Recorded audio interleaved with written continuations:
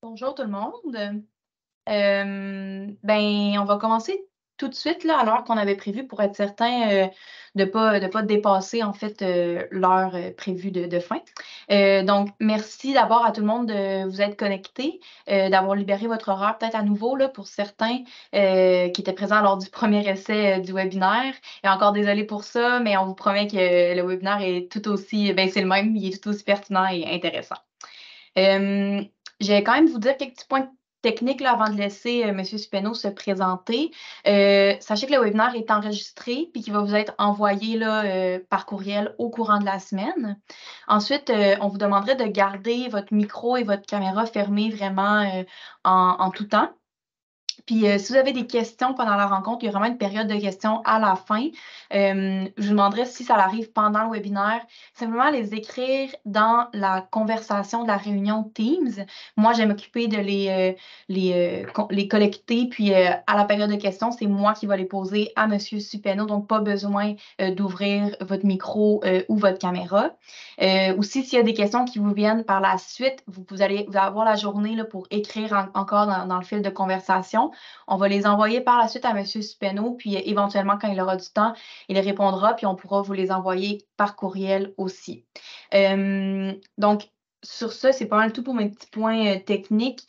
Sur ça, le SSDP est vraiment fier là, de pouvoir laisser la parole au professeur Eddie Supeno, qui va vous présenter aujourd'hui un webinaire auquel nous, on a eu la chance d'assister là, à l'interne, d'assister en primeur. Puis c'est vraiment un webinaire pertinent, intéressant, puis je dirais même qui est essentiel là, pour les employeurs d'aujourd'hui. Donc, sur ce, Monsieur le professeur Supeno, je vais vous laisser vous présenter peut-être un peu plus là, pour que les gens vous replacent bien, puis ensuite, vous allez pouvoir commencer le webinaire. Donc, je vous laisse la parole. Merci beaucoup, Sandrine, et merci beaucoup aussi pour la pression que tu mets sur les épaules. Merci tout le monde d'être là. Désolé pour la première prise qui a été un problème technique. Bienvenue dans cette prise 2. J'espère que, pour commencer, que vous n'êtes pas trop affecté par la grève générale du Front commun. Donc, effectivement, cette présentation est sur les jeunes adultes et les employeurs, donc un espace commun à trouver.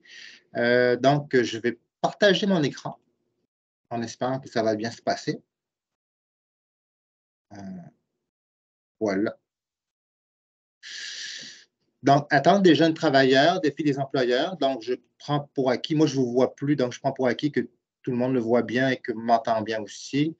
Donc, rapide présentation, Eddie Supeno, conseiller d'orientation, professeur à l'Université de Sherbrooke. Je suis co-titulaire de la chaire Réseau de recherche sur la jeunesse du Québec, volet éducation, citoyenneté et culture, et je suis aussi membre du Centre d'études et de recherche sur les transitions et l'apprentissage. Donc, sans plus tarder, les objectifs de cette présentation sont au nombre de 3. Ça va se conclure avec la période de questions et d'échanges dont on vous parlait au début. Donc, premier élément, faire très rapidement l'état d'éléments saillants du contexte social-économique qui structure l'état actuel du marché du travail et certaines perspectives à court terme. Donc, on sait que le marché du travail est très mouvementé, on va dire ça comme ça, surtout depuis la pandémie. Ensuite, par rapport à ça, ça va mettre la table pour la place et le rôle des jeunes adultes dans le contexte actuel du marché du travail. Donc, quelles sont, par exemple, les attentes collectives à leur égard, leur rapport au travail surtout, et les attentes face au marché du travail et à leur carrière. Et ça va nous permettre ensuite, de là, de finir sur le point qui, je pense, est le plus important pour vous. Qu'est-ce que ça représente comme défi pour les employeurs? Donc, on regarde ce qui précède. Quels sont les éléments potentiels à considérer, selon moi, et surtout selon plusieurs personnes dont je suis les travaux et aussi les publications, pour s'assurer d'une mobilisation de cette main-d'œuvre. Et comme Sandrine l'a dit tantôt, il y aura une période de questions et d'échanges qui va conclure la conférence. Donc, très rapidement, il y a 3 transitions majeures. Ça, c'est l'un du but que dans la presse, il y a quelques années, qu'il nommait, mais ça reste d'actualité. Premièrement, vous le savez, c'est le déclin démographique, le vieillissement de la population qui, à mon sens, amène une double pénurie. Premièrement, une pénurie quantitative, c'est-à-dire on manque de bras, mais aussi qualitative parce qu'on manque de compétences. Et donc, vous le savez, la pénurie est telle que ça remet en question beaucoup la prospérité économique même du Québec. Donc, si c'est un avantage à court terme pour le travailleur, dans le sens qu'il a le gros bout du bâton, c'est un désavantage à long terme, autant pour le travailleur, mais aussi pour l'employeur, dans la mesure où moins de travailleurs, ça veut dire moins de recettes fiscales pour la société québécoise et donc des impacts sur la santé, l'éducation, les infrastructures, etc. Donc ça, c'est le premier défi. Le deuxième défi, c'est le défi du numérique. Donc, c'est vraiment accroître la place du savoir dans l'économie québécoise parce que c'est vraiment sa compétitivité qui est en jeu. Et donc, il y a une accélération de la transition vers le numérique parce qu'il y a vraiment une chaîne de valeur très importante qui se joue à ce niveau-là. Et ça crée au final une pression sur l'ensemble des travailleurs parce qu'il y a vraiment une injonction très forte à la formation continue, à se remettre en question, à ne pas tomber dans une obsolescence en termes de compétences et à toujours être à la pointe de ce qui se fait en termes de technologie de l'information et des communications. Et finalement, on ne peut pas y échapper, c'est évidemment la transition écologique. Il y a tout d'abord, sur le plan économique, un gisement d'emplois qui exige une veille informationnelle, c'est-à-dire qu'il y a plusieurs emplois qui vont venir avec les enjeux écologiques qui vont émerger dans les 10, 15 prochaines années et dont il va falloir en tenir compte dans notre planification. Mais c'est aussi évidemment une transformation de nos modes de vie en raison des changements climatiques. Donc, vous le savez, on a un marché du travail québécois, mais aussi plus largement dans le monde occidental qui est en surchauffe. On a plusieurs indicateurs, que ce soit en termes de taux d'emploi, taux de chômage, taux d'activité, qui atteignent des sommets historiques depuis 1976. 76, tout simplement, c'est parce que c'est la première année où on a commencé à faire des statistiques sur le marché du travail au Québec. Donc, on n'a jamais eu autant, depuis les deux dernières années, autant de personnes actives, donc des personnes qui travaillent ou qui veulent travailler. On n'a jamais eu autant de personnes en emploi à temps plein et on a un ratio chômeur post-vacant à 0,8 au Québec. Ça veut dire que pour 10 emplois disponibles post-vacants, on a 8 personnes au chômage au Québec. Donc ça veut dire deux choses. Première des choses, c'est le ratio le plus faible au Canada. Et deuxième des choses, ça veut dire que si tout le monde qui était au chômage actuellement se mettait en emploi, il y aurait encore des postes vacants au Québec. Donc c'est pour dire que la pénurie est extrêmement importante. Évidemment, la pandémie a accentué cette surchauffe du marché du travail en raison du déclin démographique. Donc, ça crée des tensions importantes sur la capacité d'offre de biens et services. Vous, comme employeur, vous le savez bien. Et ça s'est accompagné avec la pandémie d'une reprise très forte de la demande de consommation. On pense notamment au voyage, ce qui fait que ça a créé vraiment une tension très importante, sans parler que la guerre en Ukraine, par exemple, ça a accentué ce phénomène-là et donc ça a conduit aux pressions inflationnistes. Sauf que depuis un an à peu près, vous savez, la politique monétaire de la Banque du Canada, avec la hausse du taux directeur, ça a permis un peu de juguler la pression inflationniste, dans le sens qu'on a une hausse du taux de chômage et aussi une baisse du marché immobilier. Donc, il faut vraiment nuancer les perspectives pour les prochaines années sur le marché du travail. Mais il n'en demeure pas moins qu'on est dans un contexte persistant de déclin démographique et de pénurie de main-d'œuvre et des compétences, ce qui fait que les attentes sont très fortes envers plusieurs bassins d'emploi, par exemple les personnes immigrantes, mais en particulier envers les jeunes adultes. Pourquoi? Parce que les jeunes adultes sont par définition jeunes et donc ils ont un potentiel de présence sur le marché du travail qui est très élevé. Ils seront là pour les 30, 35, 40 prochaines années.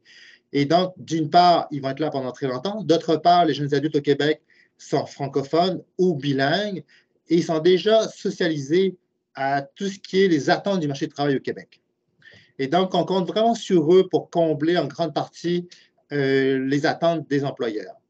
Et donc, on leur demande à ces jeunes adultes-là de se préparer adéquatement aux besoins du marché du travail. C'est une perspective, ce qu'on appelle adéquationniste, qu'utilise Service Québec depuis plusieurs années dans ses orientations stratégiques, qui est de faire rencontrer, de faire matcher, si vous me permettez l'anglicisme, entre d'un côté les attentes du marché du travail et les capacités ou les aptitudes des jeunes adultes en termes de qualification, diplôme ou certification, ou en termes d'employabilité. C'est-à-dire qu'on attend de l'école en particulier et en particulier du service des stages et de placement à l'Université de Sherbrooke de contribuer ou de continuer à consolider chez les adultes toutes ces attitudes qui sont importantes pour l'insertion et l'adaptation sur le marché du travail, que là, on parle de ponctualité, d'assiduité, de gestion de travail en équipe, de respect de l'autorité, etc. Donc, ce qui fait que tout ça mis ensemble fait en sorte qu'on va avoir vraiment un renforcement des passerelles entre le monde de l'éducation et le monde du travail. Ce qu'on entend par là, c'est toutes les formules d'alternance travail-études, les programmes d'apprentissage en milieu de travail, le régime coopératif qui existe depuis plusieurs décennies à l'Université de Sherbrooke. Pourquoi? Parce qu'il y a vraiment le caractère urgent de double pénurie, car il y a vraiment un enjeu de survie des entreprises pour les employeurs, comme vous le savez très bien.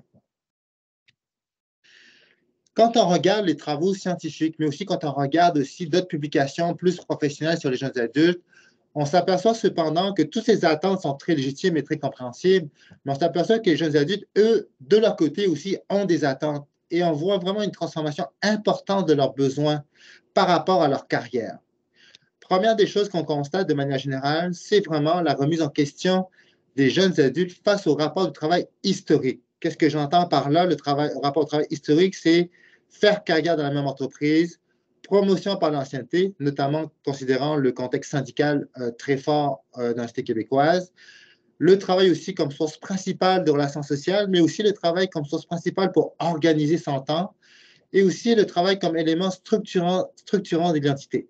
Vous le savez, hein, une des premières choses qu'on demande quand on rencontre une personne, c'est de lui demander qu'est-ce qu'elle fait dans la vie. Or, les jeunes adultes remettent en question ce rapport au travail historique. Ils remettent en question de faire carrière dans la même entreprise, par exemple, ou ils remettent encore en question le travail comme source principale de leur identité. Ça, c'est la première des choses. La deuxième des choses qu'on constate, c'est qu'ils construisent de plus en plus un rapport inédit au travail, et ça, quel que soit leur degré de scolarité. Et ça, c'est très important. Qu'ils soient des jeunes adultes non diplômés du secondaire, ou diplômés de la formation professionnelle, ou diplômés du cégep, ou diplômés de l'université, comme c'est le cas des jeunes adultes à l'Université de Sherbrooke, tous, de manière générale, changent leur rapport face au travail. Et ce qu'on constate de manière assez prégnante, c'est que la dimension, ce que plusieurs chercheurs appellent la dimension expressive face au travail prédomine.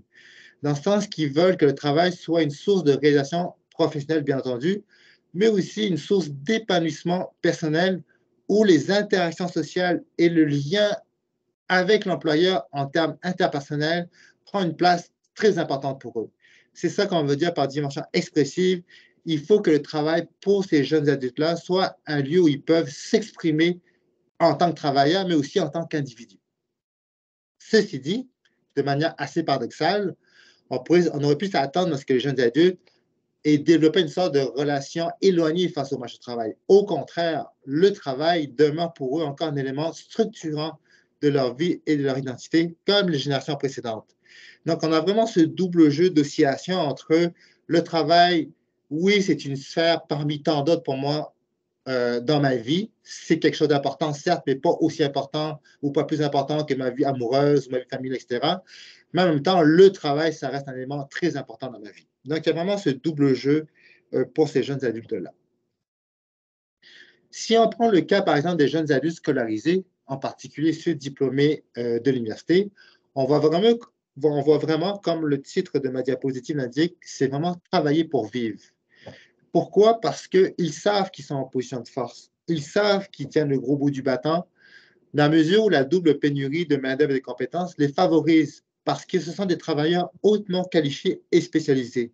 Et ça les favorise parce que les emplois les plus rémunérateurs de manière générale se trouvent là où ça demande le plus de qualifications et de spécialisation. Et ils sont souvent bien socialisés aux attentes du marché du travail, parce que ça fait plusieurs années qu'ils sont aux études, plusieurs années qu'ils ont commencé déjà à travailler sur le marché du travail. Donc, ils sont souvent les mieux adaptés en termes de performance, en termes de formation continue, en termes d'habileté relationnelle pour la gestion des équipes, etc. Évidemment, il faut nuancer ça, dans la mesure où un diplômé, un bachelier en administration des affaires sera plus favorisé sur, excusez-moi, sera plus favorisé sur le marché du travail qu'un diplômé en philosophie ou en littérature française, par exemple. Mais de manière générale, les diplômés universitaires sont très demandés sur le marché du travail.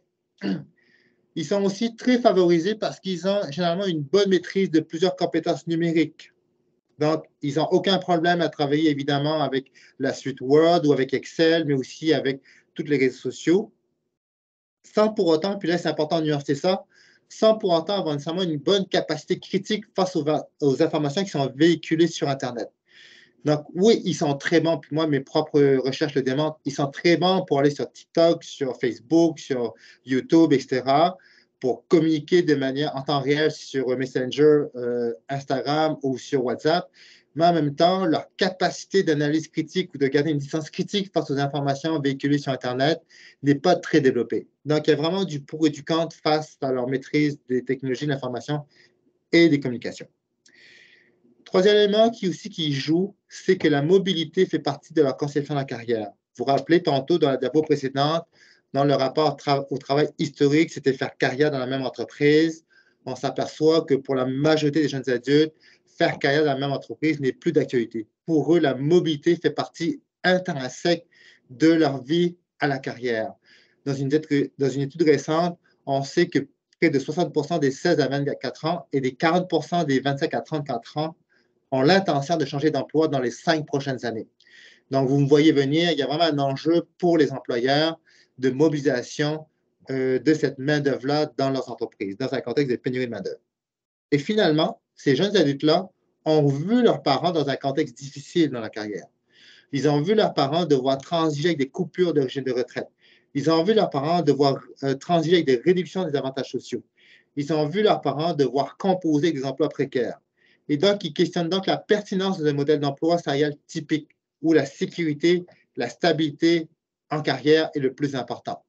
Donc, non seulement ils questionnent ça parce qu'ils ont vu des parents qui ont eu à gérer ces enjeux-là, non seulement ils sont diplômés, donc ils ont beaucoup d'atouts en leur main, puis en plus, la double pénurie les met en position de force.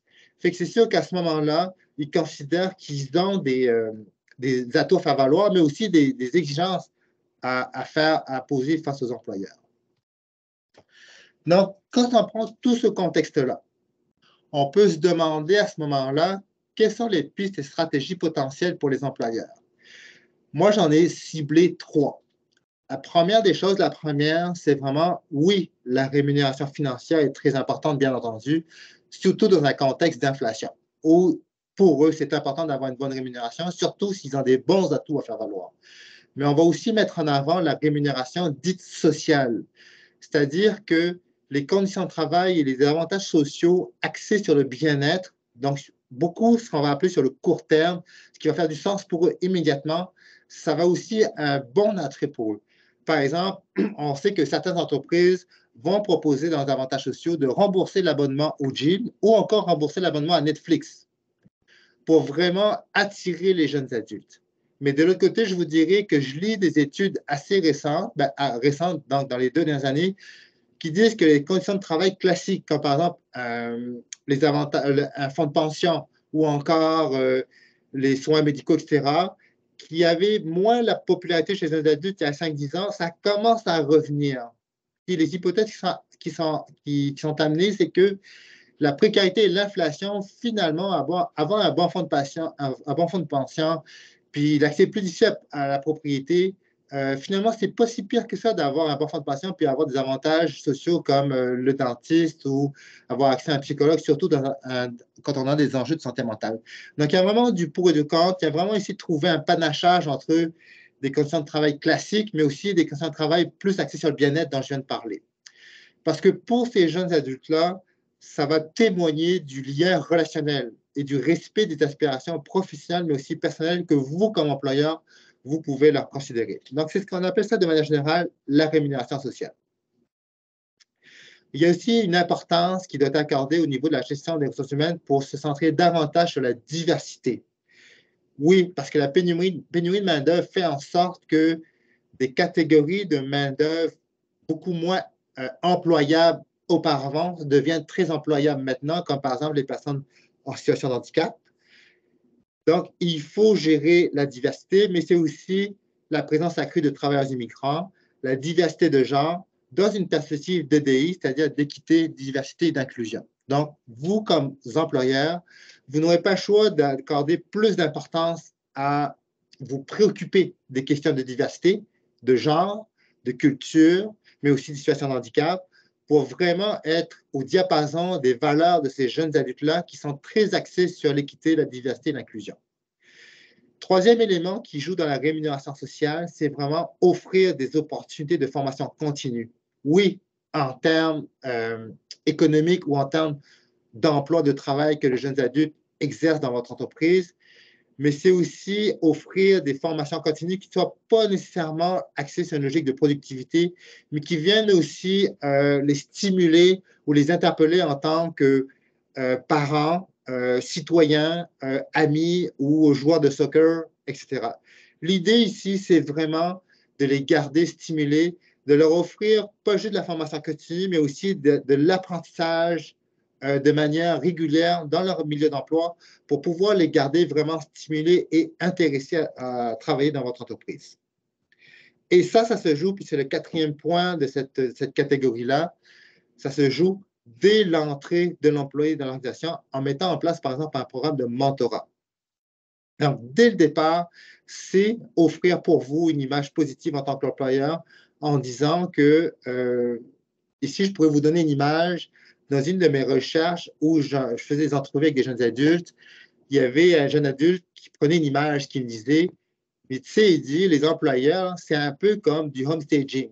Quand tu visites une maison, tu vois bien ceux qui font du homestaging pour vendre la maison, puis ceux qui font du homestaging parce qu'ils veulent vraiment mettre belle leur maison, mais pour eux-mêmes. Ben là, c'est pareil. Si je vois un employeur qui me fait du homestaging juste pour m'attirer, puis que finalement, au quotidien, il ne fait rien, mais que si je vois qu'il fait du homestaging, mais qu'il fait vraiment ça au quotidien, puis qu'il fait vraiment des choses où il a vraiment à cœur mes préoccupations personnelles et professionnelles, ça va faire une différence pour moi si je vais dire oui plutôt qu'un autre.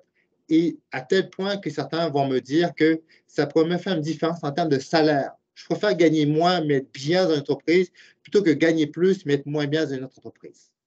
Donc ça, c'est la première catégorie, la rémunération financière, mais aussi sociale. La deuxième catégorie, je ne pense pas que c'est une surprise pour vous, c'est tout ce qui concerne la conciliation et la flexibilité. Ici, ce qu'il faut bien comprendre, c'est que pour ces jeunes adultes-là, j'en avais parlé dans une diapo précédente, le travail comme sphère de vie n'est plus aussi importante qu'auparavant que pour les générations précédentes. C'est une sphère de vie importante, mais pas plus importante que les autres sphères de vie. Donc, pour eux, il y a vraiment un jeu de jonglage, dans la mesure où c'est important pour moi, quand jeune adulte, de m'épanouir comme travailleur, mais aussi de m'épanouir comme parent, de m'épanouir comme ami, de m'épanouir comme conjoint, de m'épanouir dans mes activités associatives ou sportives. Et donc, pour eux, c'est vraiment important que vous puissiez leur offrir de la conciliation. L'époque que plusieurs d'entre vous, incluant moi, ont connue où on faisait des concessions, où les compromis et concessions étaient plutôt faits dans les autres sphères de vie, que ce soit amoureux, familial, etc., pour prioriser le travail, c'est une réalité qui est beaucoup, beaucoup, beaucoup moins prégnante pour ces jeunes adultes-là. Ils s'attendent à ce que l'employeur puisse faire des compromis pour qu'eux puissent aussi s'épanouir en tant que parents, conjoints ou joueurs de soccer ou joueurs de hockey, par exemple. Donc, très concrètement, ça passe bien entendu dans la possibilité d'offrir des horaires plus flexibles en fonction des besoins et des contraintes de chacun, évidemment dans un souci d'équité entre les employés et les besoins de votre organisation. Mais ici, ce qui est important de retenir, c'est vraiment la première partie du deuxième paragraphe, c'est offrir la possibilité. Ça veut dire, concrètement, ce n'est pas d'offrir automatiquement des horaires plus flexibles, mais c'est d'offrir l'option ou le choix que si ça adonne, il y a la possibilité de s'asseoir et de regarder pour des horaires flexibles si la personne le souhaite éventuellement. Donc, ce n'est plus une question de rétention, mais vraiment une question de mobilisation. La question de rétention, c'était vraiment l'idée que ça serait vraiment dans une perspective où j'essayais de garder mes employés au cas où ils s'en iraient, alors que l'idée de mobilisation, c'est vraiment de travailler au quotidien le lien relationnel avec mes employés pour s'assurer de leur engagement, puis éviter ce qu'on appelle aussi la démission silencieuse, ce qu'on appelle le ghosting. Donc, des gens qui prennent des congés maladie ou qui prennent des congés de vacances ou qui se désengagent très progressivement du travail pour finalement ne plus revenir. Donc ici, le point à retenir ici dans la table de conciliation et flexibilité, c'est vraiment l'idée de jonglage dont parlait un jeune adulte, dans le sens que je ne veux plus que mon employeur me considère seulement dans mon identité de travailleur, mais je veux que mon employeur ou mes employeurs me considèrent de manière plus large dans l'ensemble des identités qui constituent mon parcours de vie. Comme j'ai dit tantôt, je ne suis pas juste un travailleur, je suis aussi un conjoint, un parent, s'il y a lieu, un joueur de hockey, quelqu'un qui s'implique dans ma vie associative, dans ma vie de quartier, etc. Et donc, ce sont ces ensembles de sphères de vie que le jeune adulte souhaite que les employeurs considèrent quand ils vont les embaucher. Surtout que pour eux, depuis la pandémie, ça constitue vraiment un enjeu de santé mentale. Et donc, pour eux, sentir que leur employeur les considèrent au-delà de leur identité de travailleur, c'est vraiment quelque chose d'important pour eux qui peut faire une différence non seulement dans l'embauche, le recrutement, mais aussi dans leur maintien dans l'organisation. La troisième catégorie, c'est vraiment ce qui ressort de plus en plus, c'est ce qu'on appelle développer dans l'entreprise, au sein de l'entreprise, une culture de la reconnaissance. Donc, ce que ça veut dire, c'est vraiment de votre part comme employeur, développer ou, si vous l'avez déjà, consolider une posture proactive et d'écoute. Donc, ne pas attendre que l'employé manifeste ses besoins, mais aller au-devant pour exprimer une réelle considération de votre part envers ses attentes. Donc, encore une fois, c'est comme un jeune adulte me le disait une fois, c'est comme une relation de couple. Si l'autre me prend pour acquis, c'est sûr qu'à un moment donné, je vais me désengager. Mais si l'autre est proactif et attentif à mes besoins, puis pas nécessairement répondre de manière disproportionnée ou par de grandes déclarations, mais que ça se joue au quotidien, ça peut faire une différence pour des jeunes adultes quand ils se cherchent un emploi. Puis pour vous, comme employeur, avoir cette posture proactive, comme je l'indique à la fin du premier paragraphe, ça vous permet éventuellement, le cas échéant, de déceler des indices potentiels d'un départ, de quelqu'un qui fait du ghosting, de quelqu'un qui se désengage, et donc de pouvoir anticiper ce phénomène-là, ce phénomène de désengagement, pour pouvoir y donner suite et de pouvoir offrir des moyens de retenir le jeune adulte. Deuxième élément qui vient faire aussi une grande différence dans la culture de la reconnaissance, c'est vraiment le plus possible d'impliquer et d'associer les jeunes adultes ou les employés de manière plus large à la définition de la culture organisationnelle et aux objectifs stratégiques de l'entreprise. Donc, ici, on est vraiment plus dans un management verticalisé où c'est vraiment la direction qui décide des orientations stratégiques et qui ensuite les répercute de manière concrète aux employés qui ont les mettre en œuvre. Mais c'est vraiment essayer d'adopter le plus possible une gestion horizontalisée, c'est-à-dire que dès le départ, chaque employé a sa contribution potentielle à apporter aux objectifs stratégiques de l'entreprise. Et donc, ça, c'est extrêmement important pour les jeunes adultes parce que leur valeur fait une différence pour eux. S'ils constatent que leurs valeurs sont en cohérence avec celles de l'entreprise, c'est sûr que ça va jouer beaucoup dans leur engagement.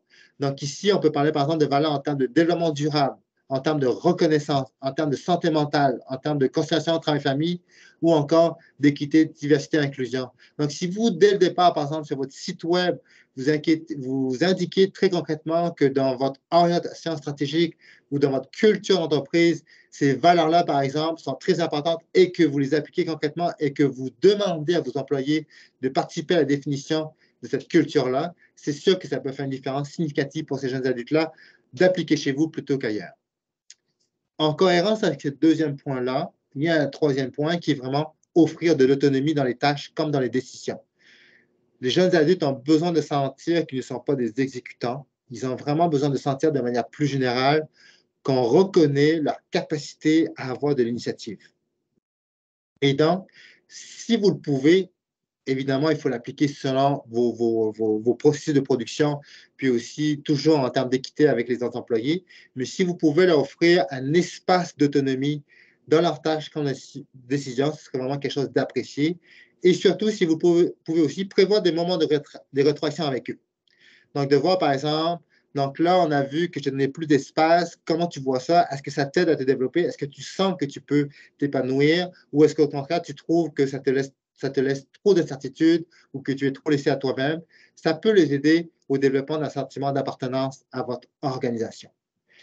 Et donc, en lien avec ça, soutenir les initiatives pour connaître les efforts de l'employé dans le développement de l'entreprise et le recrutement.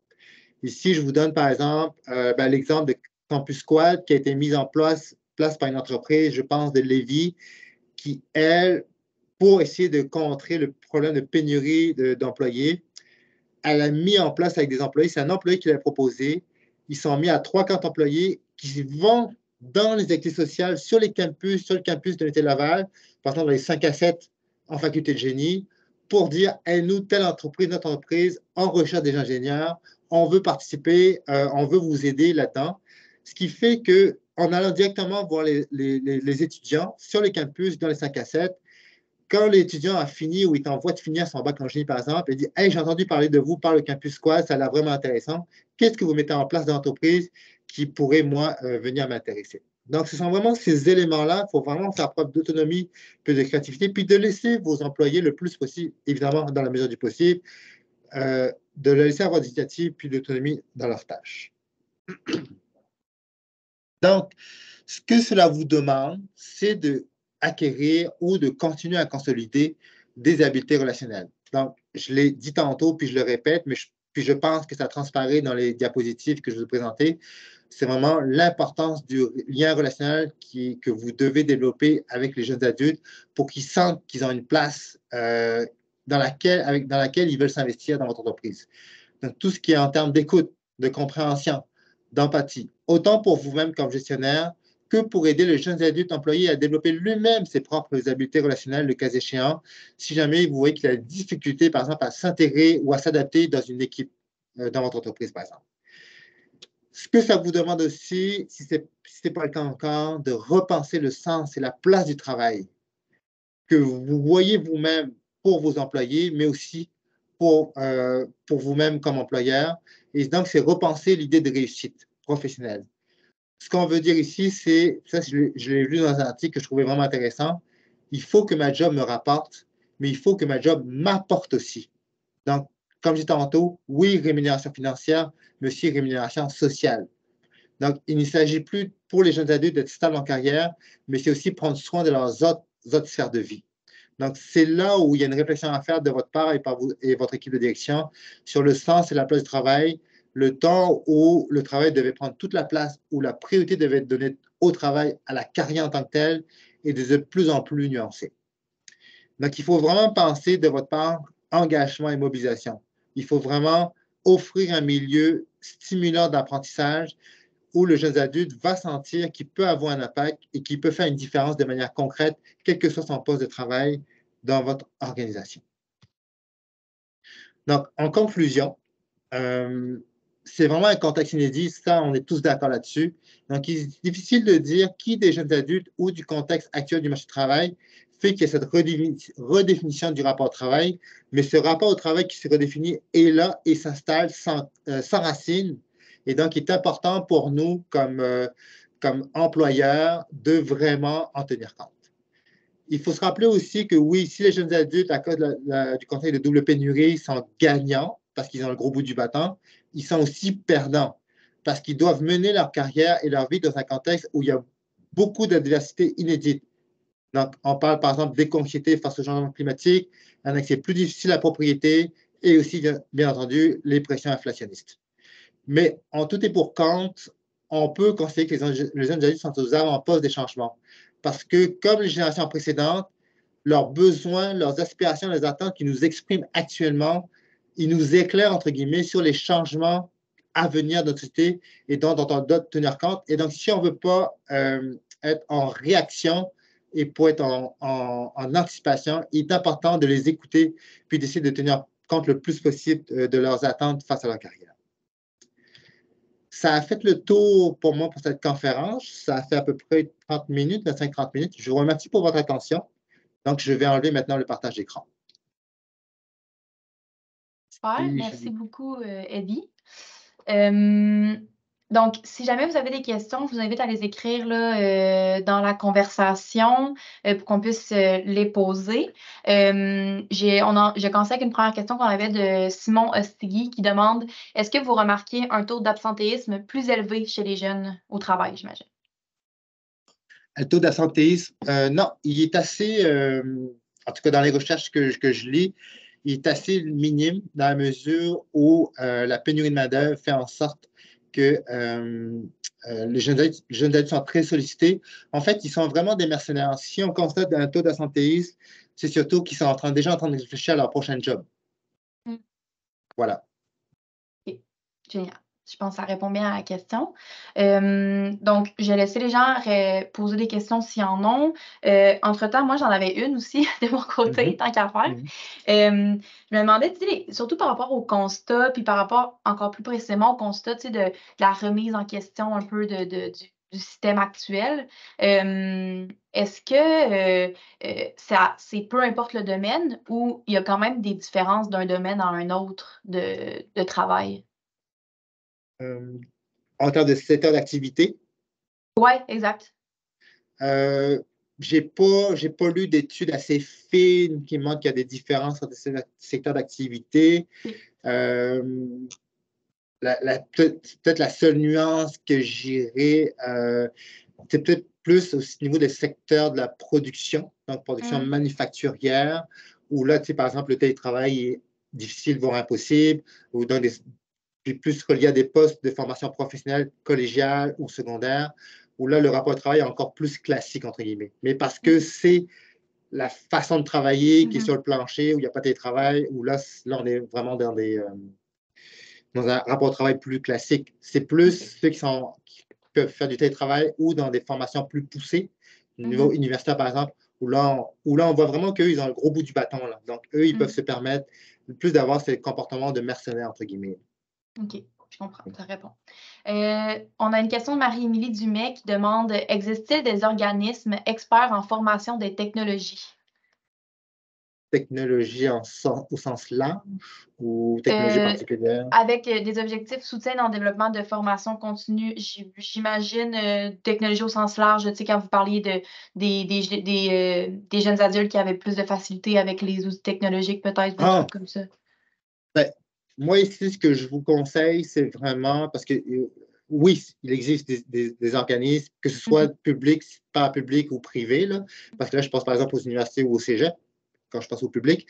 Mais moi, je vous conseille vraiment de prendre contact selon votre région administrative avec Service Québec. Le service aux entreprises des Services Québec qui, eux, sont vraiment là pour vous accompagner à ce niveau-là. Moi, je suis très impliqué avec Service Québec Estrie, donc là où je suis à l'Université de Sherbrooke. Et ce qu'ils me disent à Service Québec Estrie, c'est que vraiment, ils sont vraiment à l'écoute 24 heures sur 24 quasiment avec les besoins des entreprises pour essayer de les référer vers les meilleures ressources, définitivement. Une question d'Alexandra Baudouin qui demande comment favoriser l'atteinte d'objectifs chez les jeunes adultes, de leurs objectifs, j'imagine. L'objectif de carrière, j'imagine, l'objectif professionnel. Je pense que j'ai donné une bonne partie dans le PowerPoint. C'est vraiment les stimuler, puis vraiment reconnaître leurs capacités puis leur potentiel. Puis je vous dirais de manière très anecdotique, à la limite, je vous dirais, en termes de reconnaissance, moi, ce que j'ai constaté, puis je l'ai constaté avec d'autres collègues aussi, c'est que quand j'ai un étudiant, parce qu'ils ont entre 22 et 30 ans, mes étudiants, donc vraiment la génération des jeunes adultes, quand ils m'écrivent, je leur réponds toujours, puis je leur réponds toujours, bien entendu, mais je finis toujours en disant, qu'est-ce que tu en penses? Qu'en dis-tu? L'idée ici, c'est hyper banal pour moi, de ma génération. Je suis proche de la cinquantaine. Mais pour eux, c'est vraiment le message qui est lancé, c'est que j'arrive pas en disant avec c'est comme ça, puis c'est tout. Je leur retourne la balle. Donc, l'idée, c'est vraiment, comme j'écris dans le PowerPoint, leur offrir un espace d'écoute. Oui, c'est moi le professeur, c'est moi le responsable de programme. En termes hiérarchiques, en termes d'autorité, je suis un peu, c'est moi qui prends la décision. Mais c'est vraiment leur faire sentir que tu as une place à prendre dans la décision que moi, je dois prendre. Et non, je suis le seul qui prend la décision, tu n'as rien à dire. Voici la décision, puis c'est tout. On n'est plus vraiment là, on est vraiment plus, oui, c'est moi qui prends la décision, mais je veux que tu aies une place à dire. Donc, juste leur dire, qu'en dis-tu, qu'en penses-tu? J'aimerais avoir ton retour là-dessus. Donc, il y a vraiment l'idée d'installer un dialogue tout en gardant bien à l'esprit, bien entendu, que c'est moi qui prends la décision. Je ne sais pas si ça répond à la question. Elle avait précisé que c'était des objectifs liés à la gestion de la performance. Donc,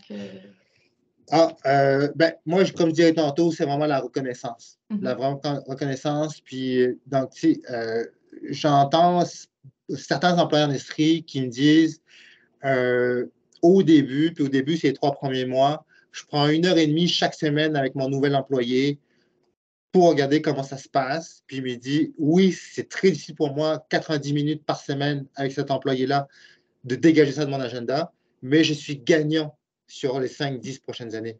Et oui, la rémunération financière est très importante, mais on le sait, hein, c'est la rémunération sociale, les conditions de reconnaissance, de conciliation, de flexibilité, c'est ça qui peut être un investissement à moyen long terme pour garder ces jeunes adultes-là.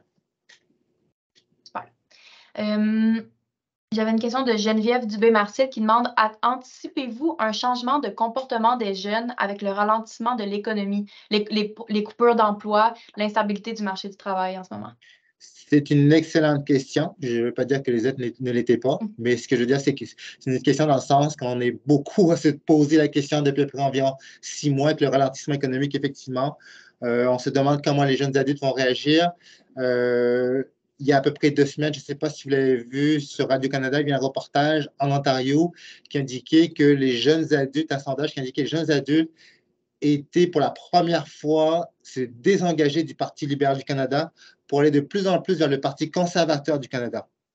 Le lien que je fais ici, c'est que le Parti conservateur du Canada, de manière générale, a une approche beaucoup plus conservatrice du marché du travail.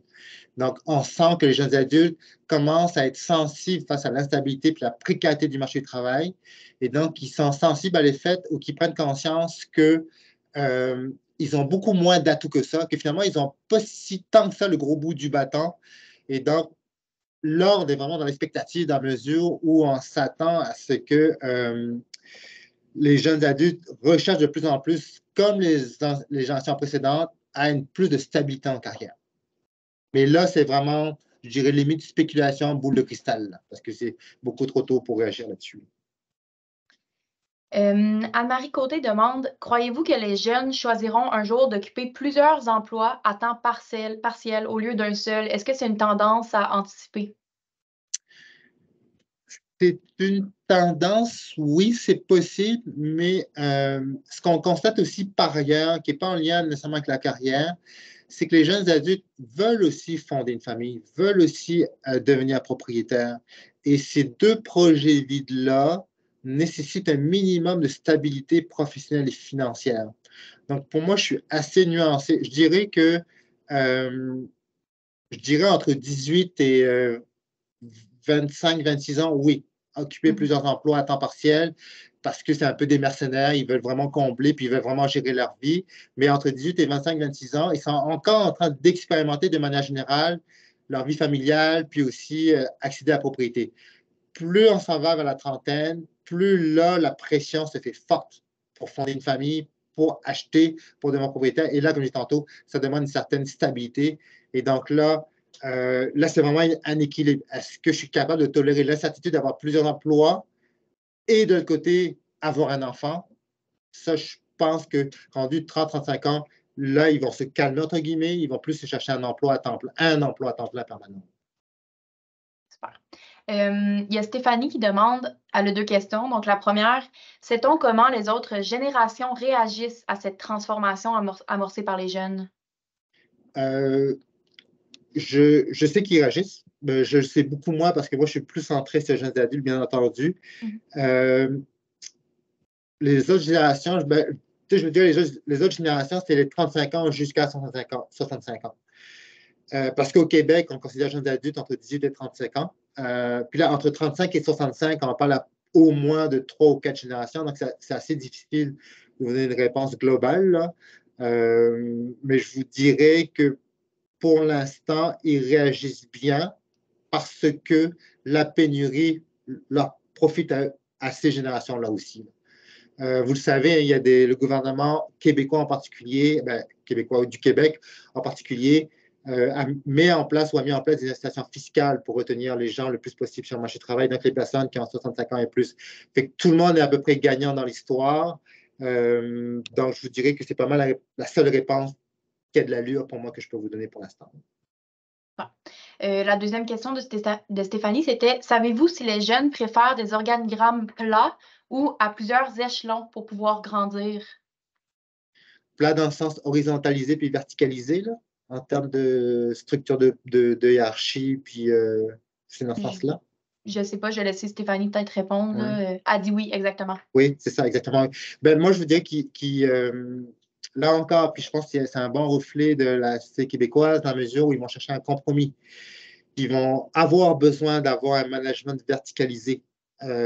Premièrement, parce que ils en ont besoin pour se donner un cadre, ce qui est important en début de carrière. Puis deuxièmement, parce ils sont aussi des personnes ambitieuses, donc ils veulent sentir qu'éventuellement, ils vont pouvoir progresser et avoir un certain leadership, un certain pouvoir d'impact.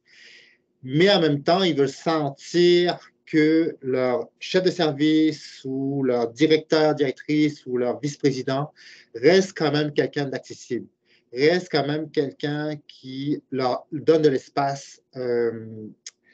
Par exemple, par exemple, dans la redéfinition d'un plan stratégique. Donc, il y a vraiment cet équilibre-là qu'il faut trouver. Comme je disais tantôt, ils veulent qu'on vienne les interpeller quand il y a des décisions à prendre, mais ils ont conscience que ce n'est pas eux qui vont décider, que c'est mon boss qui va décider. Mais avoir voix au chapitre, c'est important pour eux.